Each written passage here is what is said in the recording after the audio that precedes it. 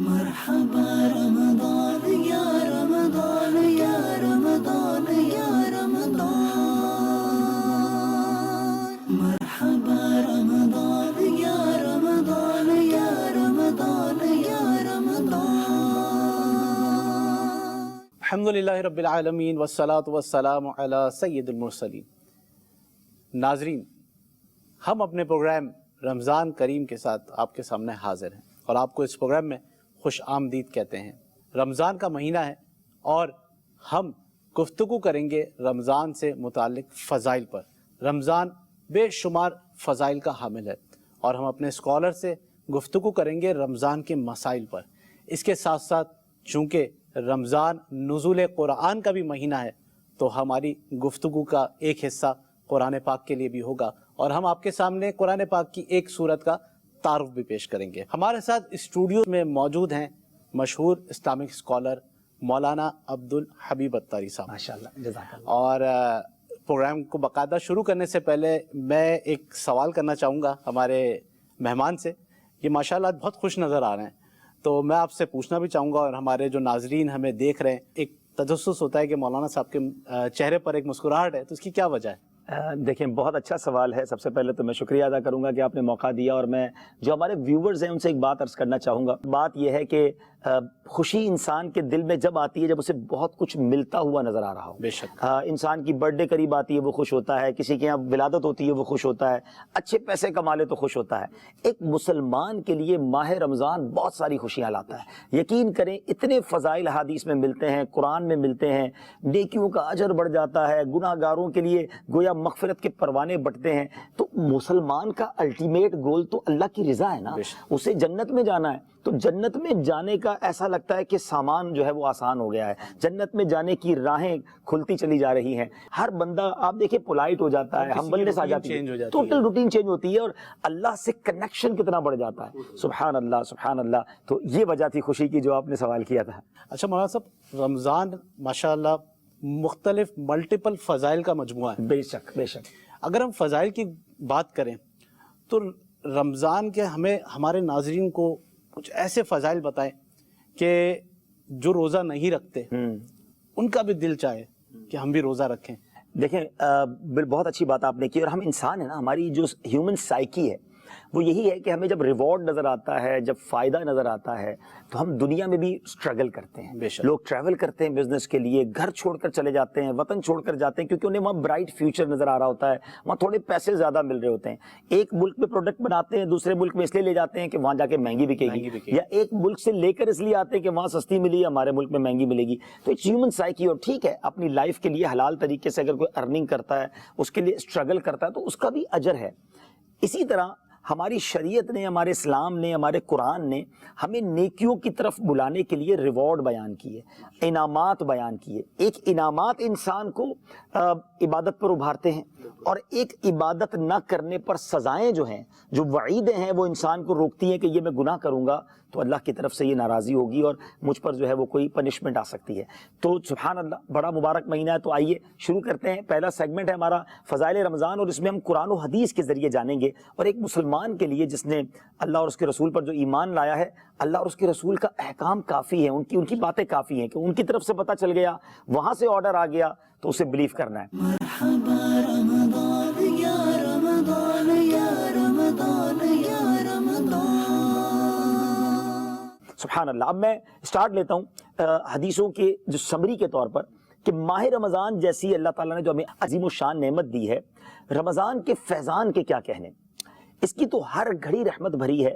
رمضان مبارک میں ہر نیکی کا ثواب 70 گنا یا اس سے بھی زیادہ ہے۔ اٹ مینز ہماری ہر good deed multiply by 70 times ہو جاتی ہے۔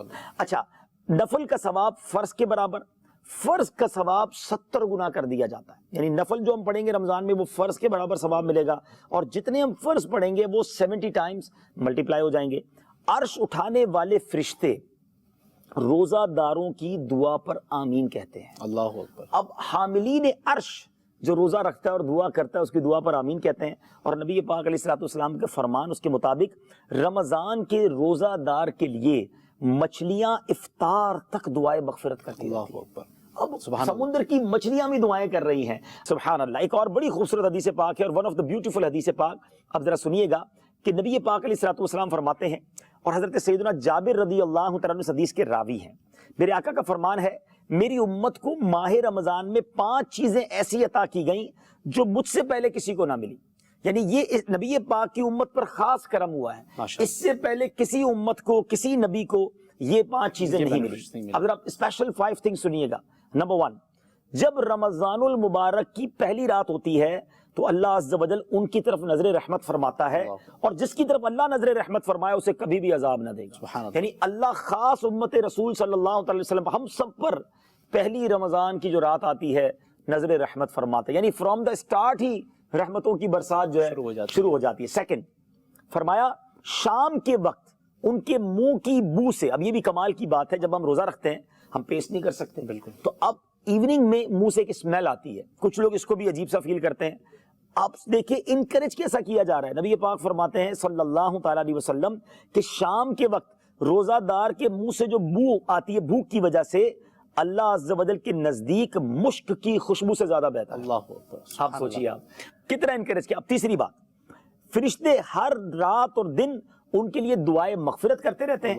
اور نمبر 4, اللہ عز و جل جنت کو حکم فرماتا ہے, میرے نیک بندوں کے لیے مزین یعنی آراستہ ہو جا, تاکہ جب یہ محنت کر کے واپس آئیں تو میرے گھر میں راحت اور آرام پائیں. یعنی روزہ داروں کے لیے جنت ڈیکوریٹ کی جا رہی ہے, پریپیئر کی جا رہی ہے کہ یہ جب روزہ رکھیں گے, عبادت کر کے زندگی گزاریں گے تو آئیں میرے پاس تو جنت میں راحت اور آرام پائیں. اب 5ویں, پیارے آقا علیہ الصلوۃ والسلام فرماتے ہیں کہ جب ماہ رمضان کی آخری رات آتی ہے, پہلے پہلی رات کی بات فرمائی, اب آخری رات, پورا مہینہ گزار لیا روزہ رکھ کے عبادت کر کے, سبحان اللہ. نبی پاک فرماتے ہیں جب رمضان کی آخری رات آتی ہے تو اللہ عز و جل سب کی مغفرت فرما دیتا ہے. سبحان اللہ. تو قوم میں سے ایک شخص نے کھڑے ہو کر عرض کی, یا رسول اللہ صلی اللہ تعالی علیہ وآلہ وسلم, کیا وہ لیلۃ القدر ہے؟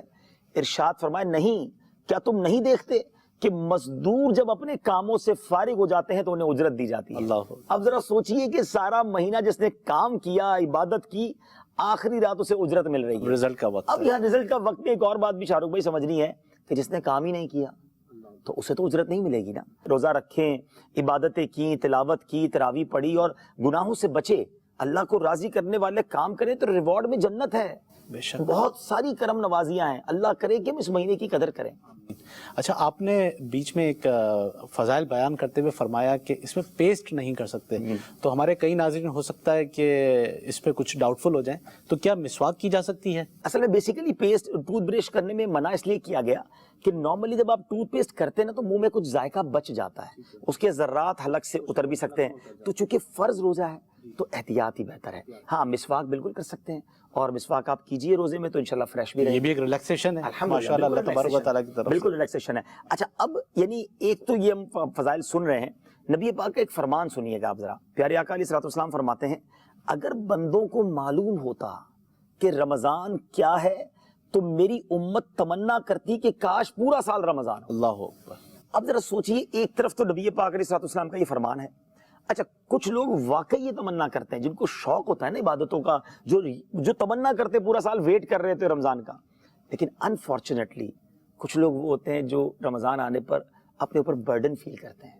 وہ یوں سمجھتے ہیں کہ یہ اللہ نہ کرے, معاذ اللہ, کہنا نہیں چاہیے کہ ہم پر کوئی برڈن آ گیا ہے, کوئی مصیبت آ گئی, اب روزے رکھنے پڑیں گے, اب یہ کام کرنے پڑیں گے, بوجھ آ گیا ہے. ایسا نہیں سوچنا چاہیے, یقین کریں یہ بہت بڑی ناشکری ہے. رمضان یہ مغفرت کے لیے آیا ہے, یہ میرے اور آپ کے گناہ معاف کروانے آیا, ہمیں پیور کرنے آیا ہے. مطلب ایک چیز ہمارے ہی بینیفٹ کے لیے آئی ہے اور ہم اس کو ایکسیپٹ نہ کریں. اب اس کو کیسے بوجھ سمجھیں, تو بلکہ سچی بات تو یہ کہ اوپن ہارٹڈلی وارم ویلکم کرنا چاہیے, ہمارے چہروں سے خوشی چھلکنی چاہیے. یعنی جس طرح ہم اور چیزوں کو سیلیبریٹ کرتے ہیں, ہمیں بڑی خوش دلی کے ساتھ اس کو مرحبا بھی کہنا چاہیے, اور رمضان کو پوری طرح جو پریکٹس کرنا چاہیے, اور انشاءاللہ اللہ کی رحمت سے جنت لے کر ہی فارغ ہوں گے انشاءاللہ.